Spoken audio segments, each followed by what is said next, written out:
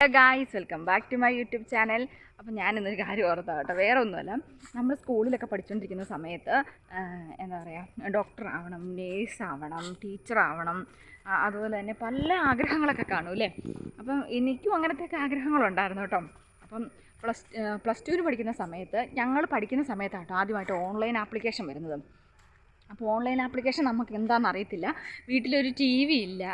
T V ഉണ്ട്, വാർത്തയൊന്നും അങ്ങനെ കാണാറൊന്നുമില്ല കേട്ടോ. സിനിമയൊക്കെ അന്ന് 2009 ഞങ്ങളുടെ വീട്ടിൽ ആദ്യമായിട്ട് കറണ്ട് കിട്ടുന്നത് കേട്ടോ. അപ്പോൾ അന്നാണ് ഞങ്ങൾ ആദ്യമായിട്ട് ടി വി ഒക്കെ മേടിക്കുന്നത്. അപ്പോൾ നമ്മൾ സിനിമയൊക്കെ കണ്ടിരിക്കുകയുള്ളൂ കേട്ടോ, വാർത്തയൊന്നും കാണാറില്ല. അപ്പോൾ പിന്നെ പത്രമൊന്നും നമ്മുടെ വീട്ടിൽ വരുത്തുന്നൊന്നുമില്ല. അപ്പം നമുക്കത്ര പുറത്തേക്ക് ഇറങ്ങി എന്താ നടക്കുന്നതെന്നുള്ള നോളജൊന്നുമില്ല. അപ്പോൾ ഓൺലൈൻ ആപ്ലിക്കേഷൻ എന്താണെന്നൊന്നും അറിയത്തില്ല. അപ്പോൾ അത്യാവശ്യം പറഞ്ഞു തന്നുള്ള അറിവ് മാത്രമേ ഉള്ളൂ കേട്ടോ. അപ്പോൾ ഓൺലൈനായിട്ട് ആപ്ലിക്കേഷൻ വെച്ചു. അപ്പോൾ എനിക്ക് 10ൽ 4 A+, 5 B+, 1 B ആയിരുന്നു ഉണ്ടായിരുന്നത്. അപ്പം അങ്ങനെ വന്നു കഴിഞ്ഞപ്പോഴത്തേക്കും ചെന്ന് നമ്മൾ അപേക്ഷയൊക്കെ വെച്ചു. അപ്പോൾ ഞാൻ എല്ലാ വിഷയത്തിനും വെച്ചിട്ടുണ്ട് കേട്ടോ. ഹ്യൂമാനിറ്റീസിന് വെച്ചിട്ടുണ്ട്, കൊമേഴ്സിന് വെച്ചിട്ടുണ്ട്, സയൻസിന് വെച്ചിട്ടുണ്ട്, എല്ലാം വെച്ചിട്ടുണ്ട്. അപ്പം അതിനുശേഷം അലോട്ട്മെൻറ്റ് വന്നു. ഫസ്റ്റ് അലോട്ട്മെൻറ്റിൽ എനിക്ക് SNV higher secondary school, NRCT, ഞാൻ പഠിച്ച സ്കൂൾ തന്നെയാണ്. ആ സ്കൂളിൽ എനിക്ക് ഹ്യൂമാനിറ്റീസിന് കിട്ടി കേട്ടോ. അപ്പോൾ ഹ്യൂമാനിറ്റീസിന് കിട്ടിക്കഴിഞ്ഞപ്പോൾ എനിക്ക് പോയി ചേരാൻ ഭയങ്കര മടിയായിരുന്നു. കാരണം എനിക്ക് വേണ്ട ഹ്യൂമാനിറ്റീസ് എന്നാണ് പറഞ്ഞിട്ടിരുന്നത്. അപ്പോൾ നമ്മൾ എല്ലാവരും സയൻസ് എടുക്കും കേട്ടോ. അപ്പോൾ നമ്മുടെ ആ കാലഘട്ടത്തിലെ ആൾക്കാരുടെ എല്ലാം വിചാരം എന്ന് പറഞ്ഞാൽ പഠിക്കുന്ന പിള്ളേർ സയൻസ്, അതിനേക്കാളും കുറച്ച് പഠിക്കുന്ന പിള്ളേർ കൊമേഴ്സ്, അതിനേക്കാളും കുറച്ചുകൂടെ പഠിക്കുന്ന പിള്ളേർ കൊമേഴ്സിനേക്കല്ല, സയൻസിനേക്കാളും കുറച്ചുകൂടെ പഠിക്കുന്ന പിള്ളേർ കമ്പ്യൂട്ടർ സയൻസ്, ഒട്ടും പഠിക്കാത്ത പിള്ളേരെടുക്കുന്നു, പഠിക്കുകയും മാർക്കും ഇല്ലാത്ത പിള്ളേരെടുക്കുന്നതാണ് ഹ്യൂമാനിറ്റീസ് എന്നാണ് എല്ലാവരുടെയും വിചാരം. പിന്നെ നമ്മുടെ എന്താ പറയുക, കുറേ തള്ള വൈബുകളുടെയൊക്കെ ഇടയ്ക്കും അതൊക്കെ തന്നെയാണ് കേട്ടോ. അപ്പം പരസ്പരം ഇവർ കാട്ടിലൊക്കെ പണിയാൻ പോകുന്ന ആൾക്കാർ, നിൻ്റെ മകൾക്ക് എന്നാടി കിട്ടിയേ, അയ്യോ ഹ്യൂമാനിറ്റീസ്, അയ്യോ അത് പഠിക്കില്ലാത്ത പിള്ളേരെടുക്കുന്നതല്ലേ എന്നൊക്കെ ഓരോ ചിന്തയുണ്ട് കേട്ടോ. നാട്ടിലെല്ലാവർക്കും ഉണ്ട്, സ്വന്തക്കാർക്കുണ്ട്, ബന്ധക്കാർക്കുണ്ട്, എല്ലാവർക്കും ഉള്ളൊരു കാര്യം കേട്ടോ. അപ്പം നമ്മൾ ഹ്യൂമാനിറ്റീസ് കിട്ടി കഴിഞ്ഞപ്പോൾ എന്താണല്ലോ അത് എടുക്കുന്നില്ലെന്ന് ഓർത്തുകൊണ്ട് തന്നെയാണ് കേട്ടോ ഞാനിരുന്നത്. അങ്ങനെ ഇരുന്നപ്പം എനിക്കിതാ കിട്ടിയത്.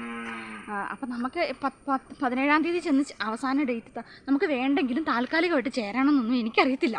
അപ്പം ഞാൻ 17-ാം തീയതി പോയി ചേർന്നില്ല കേട്ടോ. താൽക്കാലികമായിട്ടും പോയി ചേർന്നില്ല, സ്ഥിരമായിട്ടും പോയി ചേർന്നില്ല. അപ്പം ഞാനിങ്ങനെ ചേരാതിരിക്കുക. അപ്പോഴത്തേക്കും വഴി വെച്ചൊരു കൊച്ചിനെ കണ്ടപ്പം ഞാനിങ്ങനെ പറഞ്ഞു, എനിക്ക് ഹ്യൂമാനിറ്റീസാണ് കിട്ടിയത്, ഞാൻ പോയി ചേർന്നില്ലെന്ന് പറഞ്ഞു. അപ്പോൾ അവൾ എന്നോട് ചോദിച്ചു, എടി താൽക്കാലികമായിട്ടെങ്കിലും പോയി ചേരണ്ടേന്ന് ചോദിച്ചു. ഞാൻ പറഞ്ഞു, അതൊന്നും എനിക്കറിയത്തില്ല, എന്നോട് ആരും പറഞ്ഞില്ലെന്ന് പറഞ്ഞു. അപ്പം ഞാൻ അന്നേരം താൽക്കാലികമായിട്ട് പോയി ചേർന്നില്ല കേട്ടോ. അതിനുശേഷം ഞാൻ 19-ാം തീയതി ചേരാൻ വേണ്ടിയേ.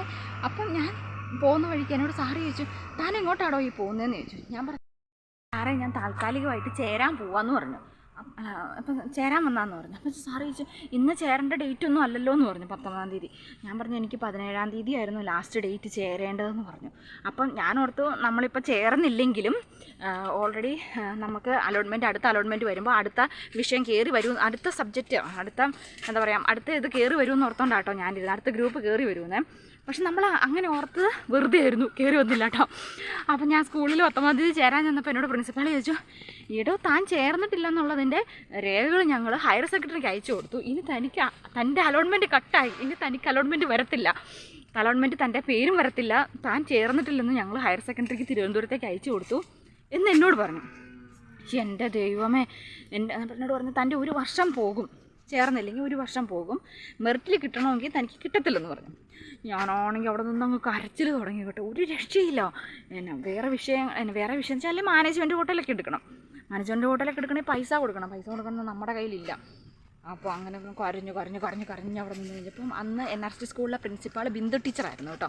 അപ്പോൾ ബിന്ദു ടീച്ചർ പറഞ്ഞു, താൻ പേടിക്കണ്ട, തനിക്ക് മാനേജ്മെൻറ്റ് കോട്ട ഞാൻ തരാമെന്ന് നോക്കട്ടെ, ഇത്ര മാർക്കുള്ള കൊച്ചിനെ ഞങ്ങൾക്ക് അതും ഇവിടെ പഠിച്ചു പോയ കൊച്ചിനെ ഞങ്ങൾക്ക് വേറെ സ്കൂളിലേക്ക് വിടാൻ പറ്റത്തില്ല, അപ്പോൾ അതുകൊണ്ട് ഞങ്ങൾ ഇവിടെ തന്നെ തരാമെന്ന് പറഞ്ഞ് എനിക്ക് അവിടെ ഹ്യൂമാനിറ്റീസ് വന്നു കേട്ടോ.